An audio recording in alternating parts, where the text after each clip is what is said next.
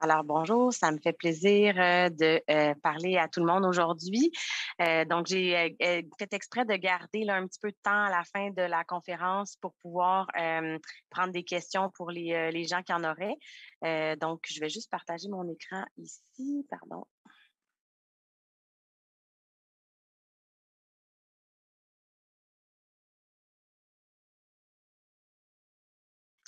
Donc, c'est parti.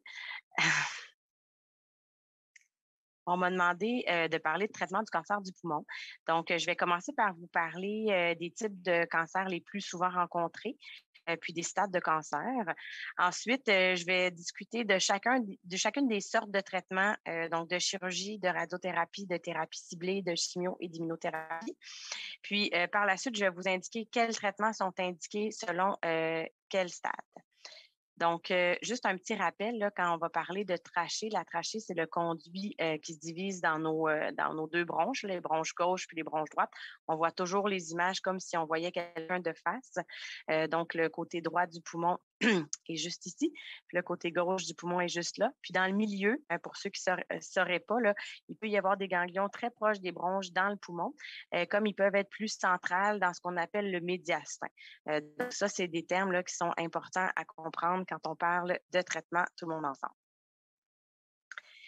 Donc, au niveau des types de cancer du poumon, on englobe le terme non à petites cellules, qui est la sorte de cancer la plus commune, 85 et qui inclut l'adénocarcinome. L'adénocarcinome pulmonaire, c'est la sorte de cancer qui est la plus fréquente dans le cancer du poumon et pour lequel il existe des traitements particuliers. Là, on va en parler tantôt. Puis il y a également le cancer épidermoïde qui est inclus dans les cancers non à petites cellules. Donc, ça, c'est les cancers les plus fréquents. Il y a le cancer à petites cellules qui est même rendu à 12 des diagnostics de cancer du monde, donc moins fréquent. Un cancer qui a tendance à nous jouer davantage de taux puis à être moins souvent pouvoir être opéré. Donc, mais il y a encore là des traitements là, nouveaux qui sont apparus pour ce cancer-là. Donc, c'est très intéressant de ce côté-là pour les patients. Puis, il y a d'autres sortes de cancers moins fréquents pour lesquels je ne parlerai pas aujourd'hui. Il y a le mésothéliome pleural. Le mésothéliome, c'est une sorte de cancer au niveau de l'enveloppe de la plèvre, donc l'enveloppe du poumon. Cette sorte de cancer-là est très, très liée à l'amiante et à des petites quantités d'amiante. C'est pour ça qu'on a lutté au Québec là, pour arrêter là, l'exposition à l'amiante. J'en parlerai pas aujourd'hui de ce cancer-là, mais encore là, il y a eu des développements là, dans la dernière année en termes de traitement. Et puis, je ne parlerai pas non plus des cancers pour lesquels le primaire est de notre site. On sait que le poumon, il y a beaucoup de cancers du poumon, mais il y a aussi beaucoup de cancers qui donnent des métastases. Donc, le cancer est parti d'un organe puis est allé dans le poumon par la suite. Au niveau du traitement, il faut bien comprendre que si on veut savoir c'est quoi le meilleur traitement pour une sorte de cancer, il faut savoir de un, c'est quoi la sorte de cancer, comme je viens de vous dire, mais de deux, c'est quoi l'étendue du cancer. Donc, on va nommer on va dire que le cancer d'adénocarcinome est de stade 2 ou de stade 3 ou de stade 4 ou de stade 1. Et comment on fait pour établir ça? C'est par des principes qu'on appelle le T, le N et le M, donc le TNM. Le T, c'est pour la taille de la tumeur ou parfois où est-ce que la tumeur est localisée. Le N, c'est le terme anglais pour des ganglions ou des adénopathies que je vous ai montré là en haut, qui est un petit peu plus tôt, qui logeait, là, qui était à côté de la trachée ou des bronches, donc pour nodes. Donc, est-ce que les ganglions sont atteints au niveau du cancer? M, c'est pour métastase. Donc, est-ce que le cancer s'est propagé dans un autre organe? Puis dans un autre organe, ça peut être l'enveloppe du poumon, ça peut être les os, ça peut être le cerveau, par exemple. Donc, toutes sortes d'organes, mais ça, c'est les plus communs. Et l'ensemble de tout ça va nous donner un stade 1 à 4. Donc, juste un petit rappel là, anatomique, c'est ce que je vous disais tantôt. Les poumons, quand je vous mets des images, on les voit toujours de face. Donc, quand on regarde un poumon, dans le côté droit, au niveau du poumon droit, on a trois lobes, le lobe supérieur, le lobe moyen, puis le lobe inférieur. Le lobe inférieur a l'air tout petit, mais il est caché en arrière, là, donc c'est pour ça qu'on ne le voit pas bien. Tandis que du côté gauche, on a juste deux lobes à cause du cœur. Le cœur en prend une partie. Donc, on a le lobe supérieur puis le lobe inférieur là, qui remonte juste en arrière. Donc, tantôt, quand je vais vous parler d'enlever un lobe, c'est ce que ça veut dire. Au niveau des ganglions, c'est bien important aussi de savoir si ces ganglions-là sont atteints ou non quand on fait l'évaluation pour le cancer. Les ganglions, par rapport à un cancer, peuvent être du même côté du cancer, peuvent être situés là, au centre ou peuvent être situés de l'autre côté par rapport au cancer. Puis ça va avoir une incidence sur la sorte de traitement qu'on est capable d'offrir également. Et dans le langage médical, nous, on les numérote, ces ganglions-là, pour être certain qu'on se comprend. Quand on parle là, de certains ganglions, ils ont chacun des numéros pour qu'on soit capable de les localiser. Et puis, on le sait aussi avec certains examens, quand on fait les tests, par exemple, de ce qu'on appelle l'IBUS. Donc, ça, c'est une petite caméra par la bouche pour aller voir au niveau des ganglions. On est capable de se repérer à ce moment-là pour savoir lesquels on a été capable d'aller chercher là, avec notre petite aiguille pour avoir un prélèvement puis de bien les identifier en termes de droite et de gauche pour ne pas se tromper non plus. Au niveau des métastases, pour compléter le TNM, les sites de métastases les plus communs, c'est le cerveau, le foie, les os, l'enveloppe du poumon ou les glandes surrénales. Le foie est ici, puis la glande surrénale est juste en haut des reins, là, ça le dit sur rénal. Donc ça, c'est les endroits les plus communs, mais malheureusement, il peut y avoir là, des métastases dans tous les organes au niveau du corps. Donc, c'est pour ça qu'on a besoin là, de l'examen pour regarder l'étendue du cancer. Donc, tout ça mis ensemble, ce que ça va faire une fois qu'on a établi un stade TNM, ça va nous permettre de savoir est-ce que c'est un stade 1, 2, 3 ou 4. Donc là, je vous ai mis notre gros tableau compliqué qui nous permet de vraiment définir selon le T, selon le N et selon le M, quel stade que ça va être à ce moment-là. Et globalement, là, on dit que les stades 1 et 2, ce sont des stades qui sont précoces. Les stades 3, ce sont des cancers qui sont localement avancés.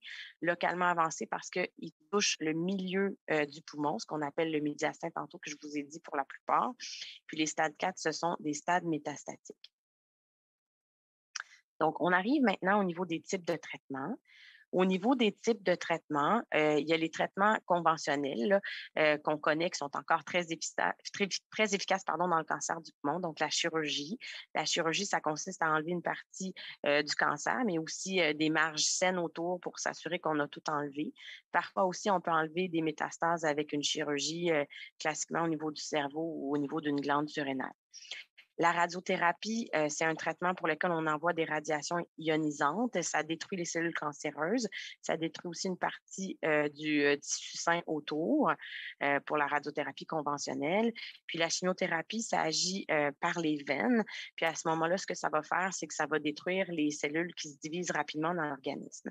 Donc ça, ce sont nos traitements standards. Dans le cancer du poumon, depuis environ une dizaine d'années, il y a des thérapies ciblées qui sont apparues. Ces thérapies ciblées-là, qu'est-ce qu'elles font? Elles agissent au niveau, ça c'est une cellule tumorale, elles agissent au niveau du récepteur de la cellule tumorale pour des sortes de cancers qui ont vraiment une mutation spécifique. Donc, les thérapies ciblées, ce sont des médicaments qu'on prend par la bouche, mais qui n'agissent pas pour toutes les sortes de cancers. On va y revenir tantôt. Puis l'immunothérapie, ça, c'est un nouveau traitement qu'on a depuis environ 2015, donc depuis un peu plus que 5 ans maintenant, dans le cancer du poumon. Ce traitement-là, contrairement aux thérapies ciblées qui sont par la bouche et par les veines, et ça va nous permettre de réactiver notre système immunitaire, donc nos propres cellules de défense. Je vous explique tantôt comment ça fonctionne. Donc ça, c'est toutes les sortes de traitements auxquels on a accès. Donc concrètement, qu'est-ce que c'est? Pour une chirurgie, on faisait avant beaucoup de thoracotomie ouverte. Donc ça, c'est en salle d'opération, un patient qui est évidemment endormi, puis on ouvrait vraiment les côtes là, des deux côtés avec un grand espace pour permettre aux chirurgiens d'aller mettre les mains à l'intérieur. Maintenant, on fait beaucoup moins de thoracotomie. Évidemment, c'était plus souffrant pour les patients, des hospitalisations de plus longue durée. On fait davantage de thoracoscopie assistée par vidéo, de VATS, et même on commence à utiliser le robot également, là, mais je voulais pas, c'est relativement similaire pour les patients, donc je voulais pas nécessairement en parler aujourd'hui. Donc, ce sont des tout petits trous que le chirurgien fait. Donc, c'est beaucoup moins souffrant. Les patients sont hospitalisés beaucoup moins longtemps. Ils récupèrent plus vite au niveau fonctionnel. Donc, ça laisse moins de cicatrices aussi pour le patient. Puis en termes de succès, les succès au niveau du traitement chirurgical sont les mêmes qu'avec une chirurgie ouverte. Donc, c'est pour ça que ça a remplacé le traitement là, depuis plusieurs années déjà. En termes de chirurgie, qu'est-ce qu'on peut avoir comme chirurgie? Souvent, on va vouloir enlever un lobe au complet. Donc, je vous ai montré tantôt qu'il y avait 3 lobes à droite ou 2 lobes à gauche. On va vouloir faire ce qu'on appelle une lobectomie. Ça, c'est classiquement le traitement standard pour le cancer du poumon. Donc, il y a des études actuellement pour essayer d'enlever un petit peu moins de poumons, donc ce qu'on appelle une segmentectomie. Donc, ça, c'est juste une partie d'un lobe. Donc, à ce moment-là, pour les petites tumeurs, les évidences actuelles nous disent que c'est probablement aussi efficace là, que d'enlever un lobe. C'est particulièrement pour des patients, disons, qui ont des maladies pulmonaires qui font que ça nous limite d'enlever un lobe au complet, qu'on va être intéressé d'enlever un segment. Des fois aussi, on n'a pas de diagnostic encore avant d'opérer, donc on va vouloir enlever une petite pointe de tarte, ce qu'on appelle un wedge en anglais. Le vrai terme, c'est une résection cunéiforme pour avoir un diagnostic de cancer ou savoir si la lésion est plutôt bénigne, puis ensuite décider est-ce qu'il faut enlever même un segment au complet ou enlever un lobe. Et dans de rares cas, on doit enlever le poumon au complet, ce qu'on appelle une pneumonectomie, quand on n'a pas le choix, quand le cancer est par exemple trop proximal, là, donc trop près de la trachée. Mais on essaie d'éviter cette chirurgie-là si c'est possible parce que c'est sûr que c'est plus difficile de se remettre d'une pneumonectomie que d'une chirurgie plus limitée. En termes de radiothérapie, ce qu'on connaît classiquement, là, c'est les appareils de radiothérapie sur lesquels on est couché sur le dos. Donc, ces appareils-là peuvent être traités là, sans que le patient ait besoin d'être endormi et juste couché sur la machine. On connaît surtout la radiothérapie conventionnelle, qui est un traitement de plusieurs semaines pour lequel le patient a un traitement d'environ une quinzaine de minutes du lundi au vendredi. Donc, il doit venir au centre d'oncologie de radio-oncologie à tous les jours. Donc, c'est un traitement qu'on utilise principalement là, pour les stades avec une atteinte au niveau du médiastin. On va y revenir tantôt. Mais ce qui est apparu dans les dernières années, ça fait maintenant presque 10 ans, c'est la radiothérapie stéréotaxique.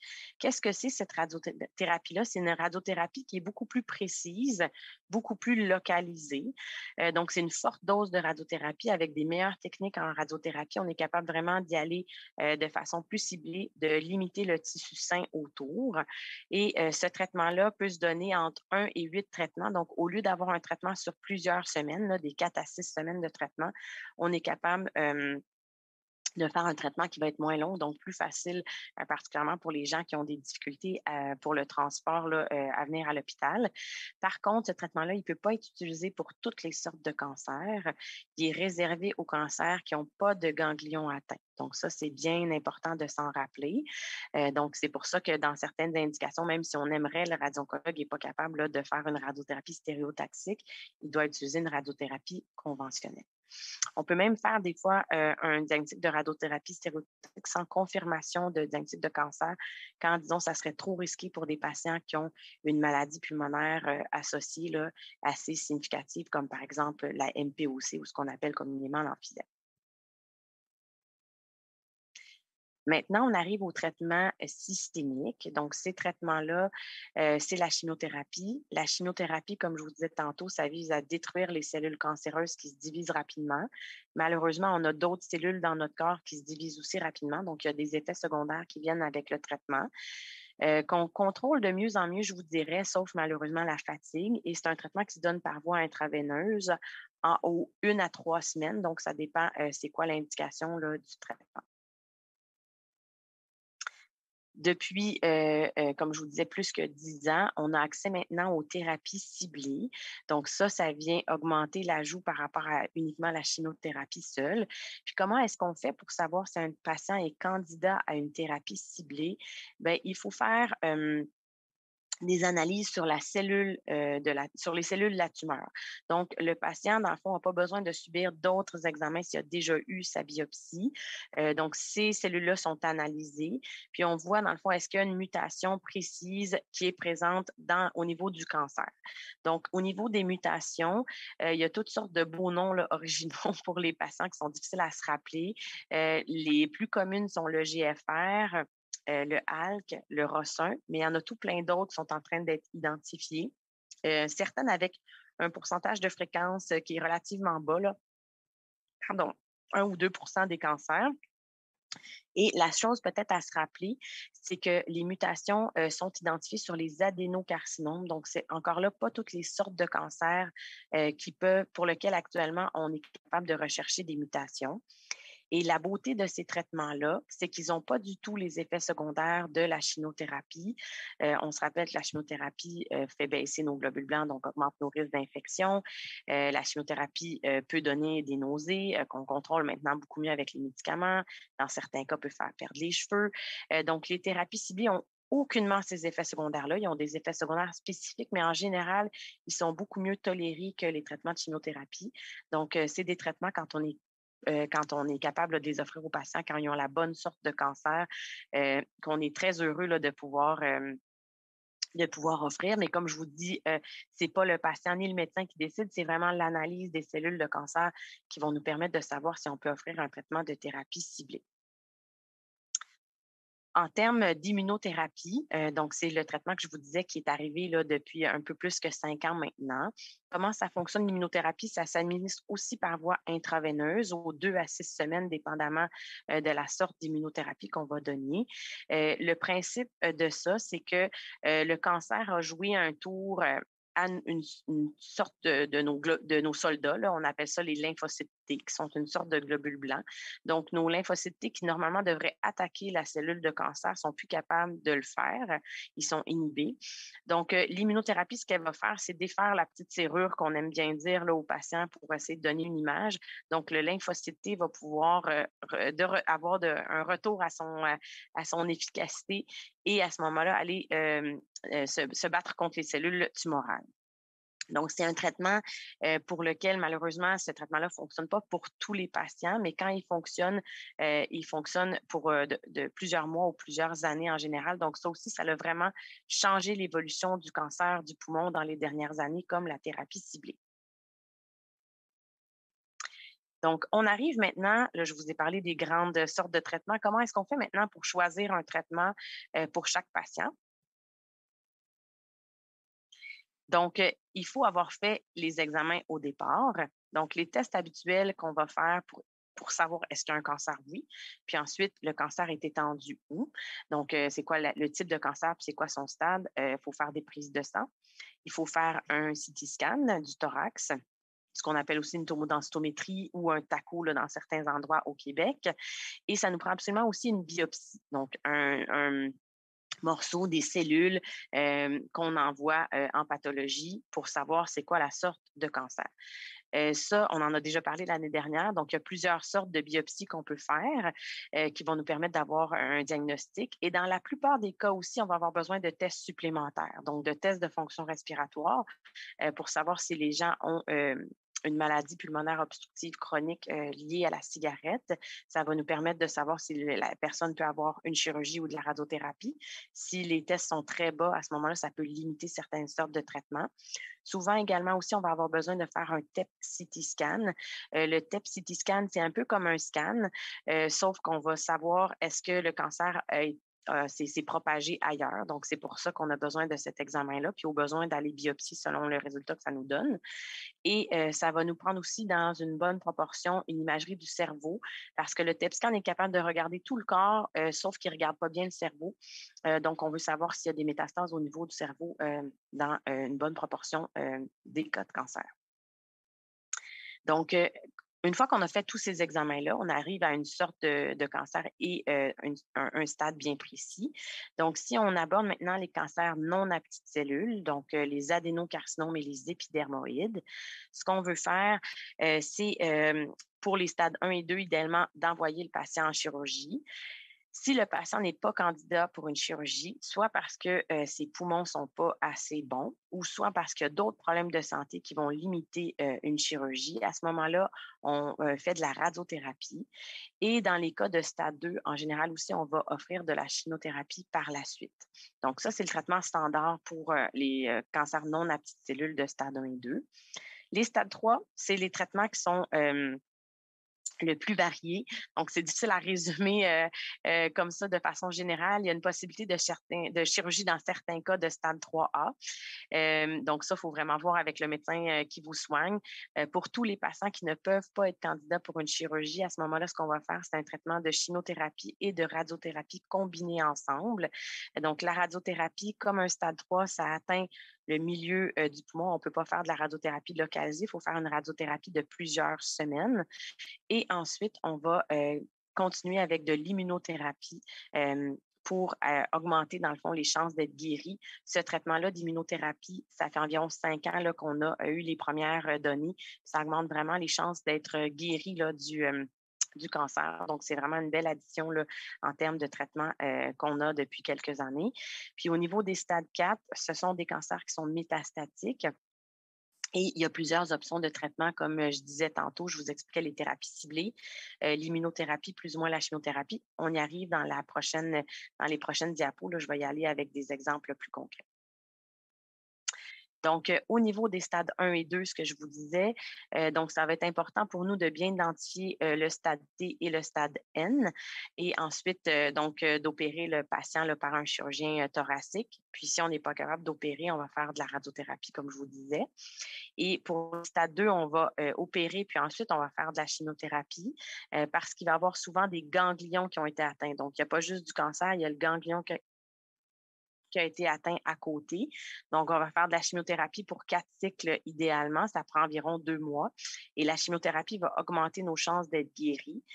Puis, si on ne peut pas faire de chirurgie, à ce moment-là, on va faire de la radiothérapie. Pour les stades 3, donc, on peut faire de la chirurgie dans certains stades de 3A. On vient d'avoir d'ailleurs des nouvelles là, d'une étude qu'on attendait sur un traitement de chimiothérapie et d'immunothérapie avant une opération. Donc ça vient d'être publié là, la semaine dernière. Donc le futur est encore porteur, encore plus d'espoir là, pour le cancer du poumon. Évidemment, cette étude-là, ça va rester à être approuvé par Santé Canada et ensuite à être remboursé. Mais là, les sortes de traitements évoluent là, très rapidement là, dans le cancer du poumon. Donc, dans certains stades 3A, on va être capable d'opérer, mais il n'y aura pas juste la chirurgie. Là, ça va être souvent combiné avec de la chimio, de la radiothérapie également dans certains cas. Puis maintenant, même l'immunothérapie avec une chirurgie là, qui s'en vient dans les prochaines années. Mais le traitement standard, c'est de la radiothérapie en général de 6 semaines. Donc, c'est quand même un traitement qui est assez long et de la chimiothérapie combinée. Puis ensuite, on va donner de l'immunothérapie. La sorte précise d'immunothérapie, c'est du durvalumab dans ce cas-là, qu'on va donner aux 2 à 4 semaines pendant 1 an. Et puis, on sait que l'immunothérapie qu'on a ajoutée là, dans les dernières années augmente de façon significative les chances d'être guéri à 5 ans du cancer du poumon. Donc, c'est pour ça que c'est devenu un traitement standard maintenant. Au niveau des cancers métastatiques maintenant, donc des cancers stade 4, on veut donner un traitement qui va agir sur tout le corps. Donc, je vous ai dit tantôt qu'on a identifié est-ce que le patient a une mutation. Si les cellules cancéreuses ont démontré qu'il y avait une mutation, à ce moment-là, on peut donner une thérapie ciblée. Donc ça, c'est un traitement qui est visé spécifiquement contre la mutation. Puis si on donnait ce traitement-là à un patient qui n'a pas de mutation positive, bien, les chances que ça réponde, c'est 0%. Donc, c'est pour ça que ça nous prend vraiment l'identification là, des mutations sur les cellules de cancer. Et si on ne peut pas donner de thérapie ciblée, à ce moment-là, on va donner de l'immunothérapie, plus ou moins une combinaison de chimiothérapie en même temps. J'y arrive là, dans les prochaines diapos. Et on rajoute aussi dans les dernières années de la radiothérapie dans certains sites de métastase. Depuis plusieurs années, on en fait au niveau du cerveau, donc de la radiothérapie localisée, un petit peu comme la radiothérapie stéréotaxique dans le poumon que je vous montrais là, un petit peu plus tôt. On en fait au niveau du cerveau, mais on peut en faire aussi sur d'autres organes maintenant. Et on a de plus en plus de données que d'ajouter de la radiothérapie, ça aide au contrôle du cancer dans des cas là, sélectionnés. Donc, pour vous donner une idée des traitements qui sont disponibles pour les patients qui peuvent avoir des traitements par la bouche, donc c'est principalement dans des stades 4 actuellement, bien que je vais vous parler tantôt d'autres données très intéressantes, donc des cancers qui sont métastatiques. Donc, il y a plusieurs molécules, plusieurs traitements par la bouche qu'on peut donner pour les mutations EGFR, pour le ALK ou pour le ROS1, qui sont actuellement remboursés par la RAMQ, donc le gouvernement. Donc, ce sont des traitements que la personne qui a un cancer va prendre par la bouche à tous les jours, 1 ou 2 fois par jour, dépendamment de la sorte de cancer, et qu'on va poursuivre là, le plus longtemps possible pour contrôler le cancer. Malheureusement, il arrive des résistances au cancer à un moment donné pour la majorité de ces molécules-là. Donc, il faut à ce moment-là là, changer de sorte de traitement, mais on a encore les autres traitements qui sont possibles de chimiothérapie et d'immunothérapie à ce moment-là, s'il n'y a pas d'autres traitements de thérapie ciblée disponibles. En termes d'immunothérapie, je vous disais, c'est ça que ce qu'on vise, c'est de repermettre aux lymphocytes T de réactiver sa fonction pour détruire les cellules tumorales. Donc, quand on a un stade métastatique, donc un stade 4 non à petites cellules, on va donner de l'immunothérapie. Dans ce cas-là, c'est du pembrolizumab, donc c'est des beaux noms de traitement, aux 3 à 6 semaines par les veines pendant un maximum de 2 ans si le cancer est toujours contrôlé, seul ou avec de la chimiothérapie. Comment est-ce qu'on va faire pour choisir est-ce qu'on a besoin de donner de la chimiothérapie ou non? Encore là, ce n'est pas le médecin qui décide c'est quoi le meilleur traitement pour le patient, c'est l'analyse des cellules de cancer. Il y a un taux pour un pourcentage de ce qu'on appelle le PDL1. Donc, un peu comme les mutations, le niveau de PDL1, plus il est élevé, plus on a de chances de répondre à l'immunothérapie. Donc, quand il est relativement élevé, on est capable de donner de l'immunothérapie seule. Quand il est plus bas que 50 on va ajouter de la chimiothérapie pour potentialiser l'effet de l'immunothérapie. Donc, c'est vraiment, j'aime bien dire aux patients que c'est le cancer qui nous permet, l'analyse du cancer qui nous permet de déterminer le meilleur traitement. Ce n'est pas au choix du médecin si qui décide, dans le fond, quelle sorte de traitement on peut donner. C'est vraiment en analysant le cancer de façon plus précise qu'on pouvait le faire il y a 15 ou 20 ans.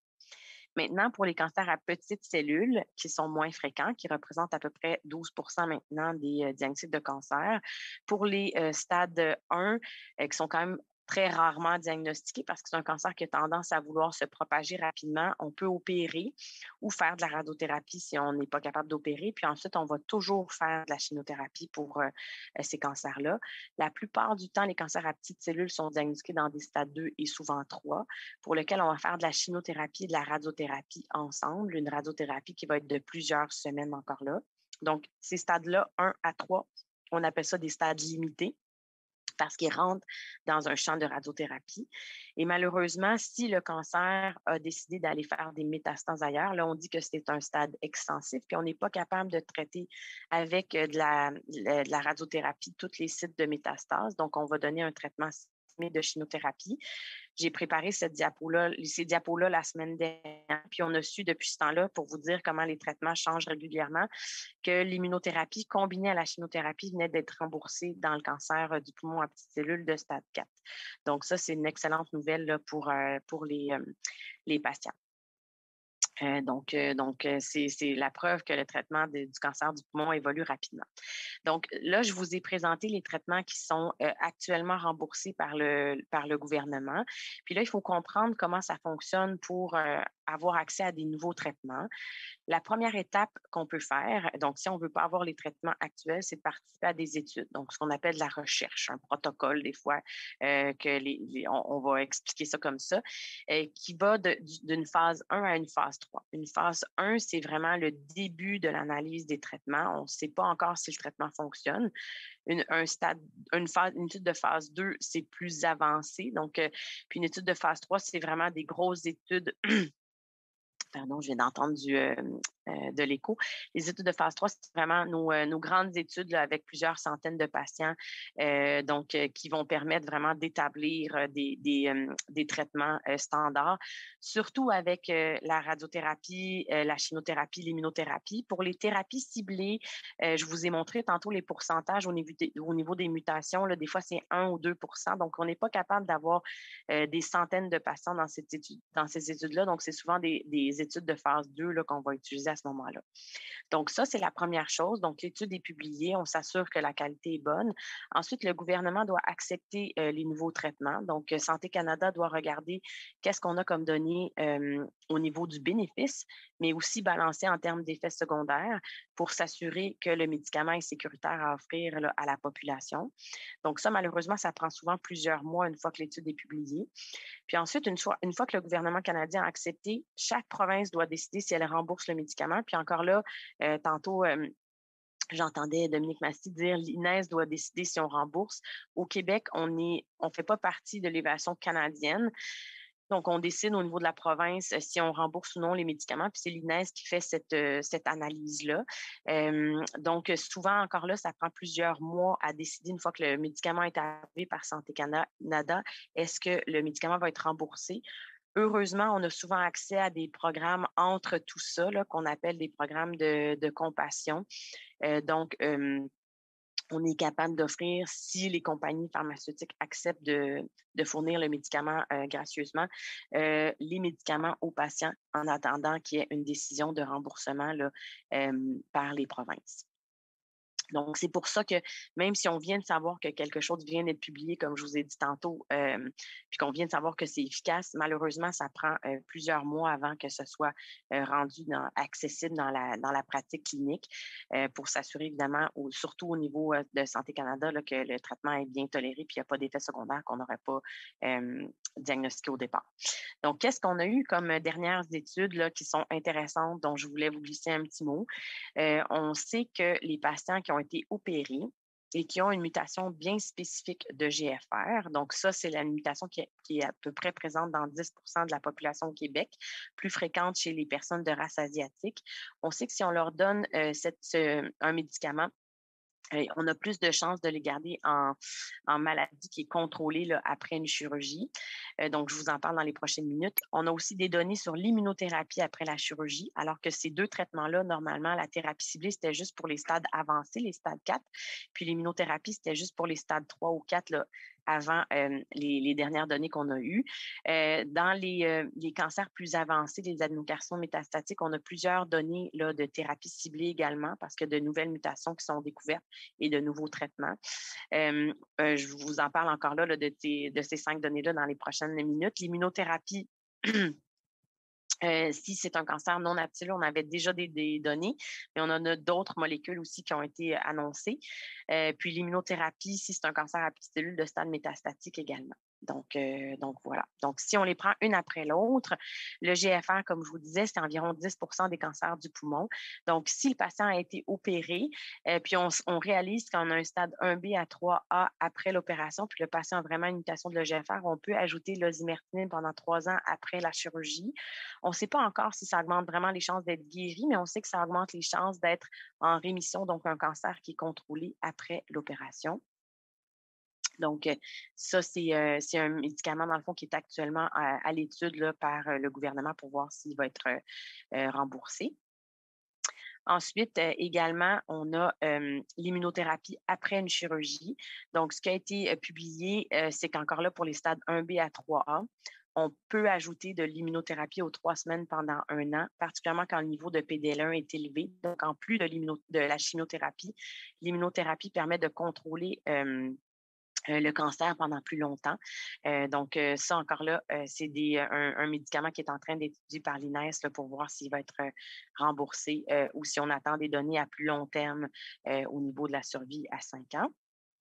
Au niveau des stades 4, je vous ai parlé des EGFR, des ALK et du ROS un tantôt, mais il y a de multiples autres mutations qu'on est capable d'aller chercher. Donc, l'orlatinib est un autre traitement disponible. Le tepotinib, ces médicaments-là sont en train d'être évalués. Mais pour les autres mutations, il y a également certaines petites données. Là. Donc, on est capable d'aller chercher parfois par patient d'exception ou encore avec des études, là, avec des programmes de compassion, des traitements pour les patients qui ont ces mutations-là et des cancers qui sont plus avancés. Et dans l'immunothérapie, on avait une sorte de traitement disponible, puis il y a deux autres options qui sont en train d'être évaluées avec deux immunothérapies et de la chimiothérapie, donc le nivolumab et l'ipilimumab, et le similimab également, qui est une autre immunothérapie seule. Donc, on a de plus en plus d'options à offrir aux patients actuellement. Donc, c'est vraiment fascinant de voir là, comment les traitements du cancer du poumon se développent. Moi, ce que je disais aux patients il y a 15 ans, c'est plus du tout les mêmes traitements là, qu'on a. Ça change d'année en année. Donc, c'est vraiment fascinant de pouvoir aider les gens à ce niveau-là. Au niveau du cancer à petites cellules, c'est ça, je vous disais, on a eu des données de chimiothérapie avec l'immunothérapie.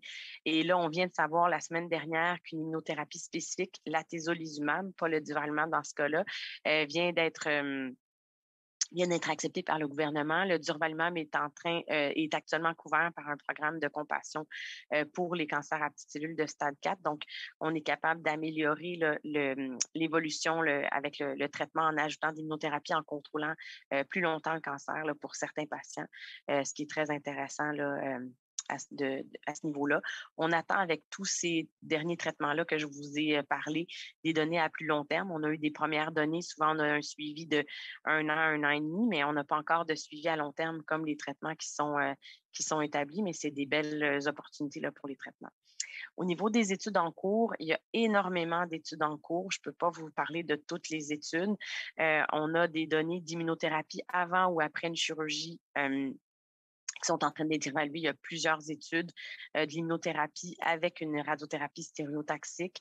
On a différentes combinaisons d'immunothérapie pour les stades 3, autant non à petites cellules que petites cellules. Puis en stade avancé, en stade métastatique, il y a également de multiples études également. Donc, ce n'est pas tous les patients qui veulent participer à des protocoles de recherche, mais pour ceux qui sont intéressés, là, c'est des bonnes options à évaluer là, également. Donc, il faut regarder dans le fond ce que le patient souhaite en termes de traitement, puis vous offrir là, ce qui est le mieux pour vous. L'autre chose aussi qu'on va regarder dans le futur, c'est les biopsies liquides. Donc, souvent, les patients nous disent, oui, mais vous ne pouvez pas voir mon cancer dans le sang. Donc, c'est ce qu'on appelle une biopsie liquide. Donc, on analyse au niveau des cellules du sang, s'il y a la présence de cellules cancéreuses. C'est en train d'être étudié en dépistage du cancer du poumon. C'est également regardé après une chirurgie, là, pendant la chirurgie ou après en suivi, est-ce qu'on peut identifier de façon plus précoce les gens qui auront une récidive? Et c'est de plus en plus reconnu dans les stades avancés. Pour voir s'il y a une récidive, une réponse au traitement, ou est-ce qu'il y a une résistance finalement qui se développe. Donc, éventuellement, le futur, là, la biopsie liquide va faire de plus en plus partie là, de nos évaluations là, pour les patients, bien que ce n'est pas actuellement un standard de traitement. Et puis, pour les gens qui n'ont pas encore de diagnostic de cancer du poumon, mais qui auraient peur d'avoir un diagnostic de cancer du poumon, il y a un programme de dépistage québécois qui est encore sous forme de projet pilote actuellement. On sait que quand on fait passer un scan aux années ou aux 2 ans aux gens qui sont plus risques de cancer du poumon, donc encore là, comme je vous dis, pas des gens qui ont déjà eu un cancer du poumon, on est capable de diminuer la mortalité, donc d'avoir plus de patients qui vont être guéris de leur cancer du poumon parce qu'on a des diagnostics à ce moment-là à des stades plus précoces de stade 1 ou 2. Donc, on diminue là, la mortalité de façon appréciable de 20 à 25 Ce programme-là, il est disponible pour les gens qui ont entre 55 et 74 ans, qui n'ont jamais eu de diagnostic de cancer du poumon, qui ont fumé au moins 20 paquets à année. Ce que ça veut dire, ça, c'est des patients qui ont fumé 20 cigarettes par jour pendant au moins Donc, ça, c'est un paquet de 20 cigarettes par jour pendant au moins 20 ans ou l'équivalent. Et qui ont, donc, par exemple, 20 paquets à l'année, ça pourrait être j'ai fumé un paquet par jour pendant 20 ans. Ça pourrait aussi être pendant 10 ans, j'ai fumé 2 paquets par jour. Donc, ça, c'est le minimum. Et des gens qui fument soit encore activement ou qui ont fumé dans les 15 dernières années. Ces critères-là vont ensuite être évalués pour avoir une évaluation encore plus précise du risque de cancer avec ce qu'on appelle le PLCOM 2012. Et puis, à ce moment-là, la personne va savoir si elle peut participer ou non au programme de dépistage. Et les patients peuvent se référer eux-mêmes, les participants, en écrivant à l'adresse courriel que je vous ai mis là, en regardant sur le site Internet ou en appelant là, tout simplement à la ligne téléphonique. Donc, les patients peuvent se référer eux-mêmes, même s'ils n'ont pas de médecin de famille, ou bien encore le médecin de famille ou un médecin spécialiste là, peut vous référer au dépistage du cancer du poumon. Je vous ai mis aussi des sources d'informations pour les patients.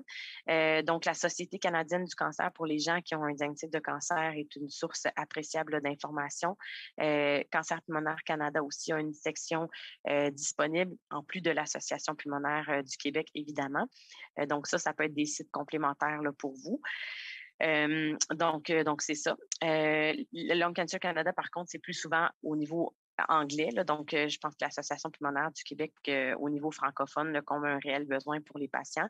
Et pour les gens qui ont un côté plus médical, je vous ai mis aussi l'INES qui offre un algorithme d'investigation, de traitement et de suivi pour le cancer du poumon. Ça, c'est plus des références là, pour les médecins. Mais si jamais il y en a qui avaient des questions là, plus précises, c'est une source également qui est disponible au grand public. Bien que le langage n'est pas vulgarisé là, pour les gens qui ne sont pas professionnels de la santé. Donc, les messages clés que je voulais vous dire aujourd'hui, l'importance, dans le fond, de savoir c'est quoi le type de cancer et son stade pour choisir le bon traitement. Je pense qu'il faut retenir que dans les dernières années, on a vraiment un impact de la radiothérapie stéréotaxique, des thérapies ciblées et de l'immunothérapie dans le pronostic du cancer du poumon. Donc, c'est fascinant là, de voir l'évolution là, dans les dernières années. Puis, le futur est encore porteur d'espoir.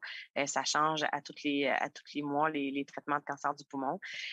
Puis, ne pas oublier aussi le projet pilote là, pour le dépistage du cancer du poumon chez les gens qui sont à risque d'un cancer du poumon, mais qui n'ont pas encore eu de diagnostic. Donc, sur ce, ça va me faire plaisir de répondre aux questions. Merci, Dr. Bouchard, pour cette présentation. Nous avons reçu plusieurs questions provenant des participants. La première est « Je suis sur Tagrisso depuis plus de 30 mois. La cellule cancéreuse a beaucoup diminué et demeure stable.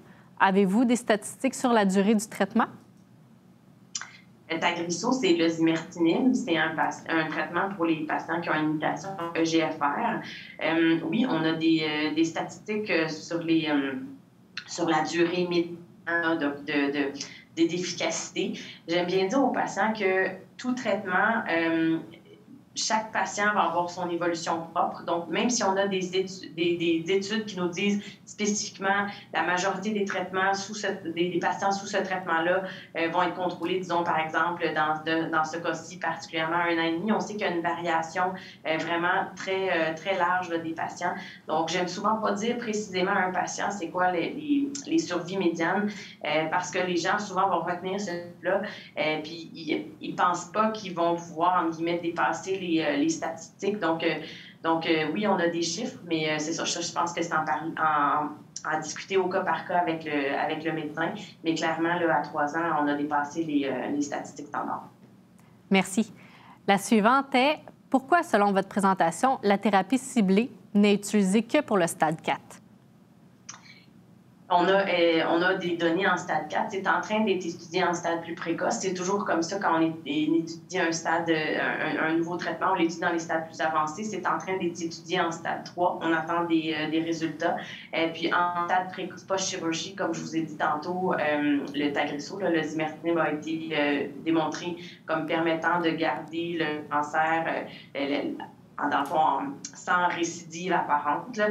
Donc, on ne sait pas encore si ça augmente la survie, mais c'est en train d'être étudié tout à fait. C'est juste que c'est en processus, là, toute cette analyse-là.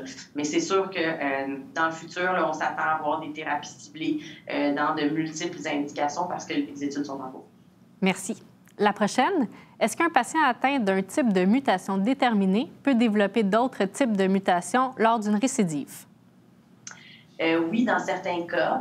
C'est pour ça que dans certains cas précis, pas dans tous les cas, on va vouloir refaire une biopsie ou à ce moment-là, c'est là que ça peut devenir intéressant d'avoir accès à une prise de biopsie liquide. Donc ça, c'est à discuter avec le médecin là, spécifique, mais ça se peut. Par contre, en général, on a une mutation au départ, on n'en a pas d'autres. On dit que les mutations sont exclusives en ce sens-là, mais lors de la résistance, il peut y avoir un changement au niveau de la mutation. Là, c'est bien décrit. Merci. La suivante. Pour les tumeurs carcinoïdes, est-ce qu'il y a des traitements? Oui, il existe des traitements pour les tumeurs carcinoïdes. J'en ai pas parlé parce que ça ne fait pas partie du traitement des cancers du poumon en général. C'est souvent des cancers qui vont être opérés, les tumeurs carcinoïdes. Donc, à ce moment-là, c'est vraiment de voir l'étendue pour savoir la sorte de cancer, mais c'est plus souvent un traitement qui est chirurgical et c'est plus rare que le cancer carcinoïde va être métastatique, mais il existe aussi des traitements à ce moment-là.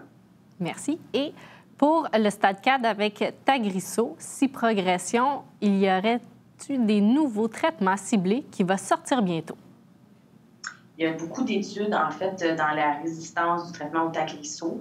On a eu des données préliminaires. C'est encore des études qui ne sont pas officiellement là, publiées, mais il y a beaucoup de choses intéressantes. Donc ça, c'est vraiment à parler à votre médecin, mais il y a beaucoup de choses intéressantes selon le type de résistance qui arrive. Donc, on peut effectivement là, envisager certains choix, mais il faut, comme patient, être prêt à avoir des traitements qui ont peut-être moins d'évidence aussi. Là. Donc, ça, c'est vraiment une question de choix personnel là, de nos valeurs dans tout ça. Donc, c'est sûr que même si on a eu le zimertinib, les autres traitements actuels de chimiothérapie restent également là, disponibles. Merci. Et la dernière, mon médecin m'a parlé d'un essai clinique. Qu'est-ce que ça implique? Un essai clinique, c'est ce que je vous disais, c'est un protocole de recherche. Donc, c'est vraiment la première étape pour avoir accès à des nouveaux médicaments. Tout ce que je vous ai parlé comme traitement actuel disponible, ce sont des traitements qui sont déjà passés par des protocoles de recherche. Il y a des gens qui vont me dire, ben moi, je veux pas faire de protocole de recherche, je veux pas être un cobaye. Puis il y a des gens au contraire qui disent, ben moi, je veux avoir accès aux nouveaux médicaments novateurs. Donc ça, il faut vraiment, comme médecin, en discuter avec les patients qui sont avec nous. C'est pas tout le monde qui est prêt à avoir qui a la même tolérance au risque. Donc, un essai clinique, ça nous permet d'avoir une option d'un traitement qui est plus novateur.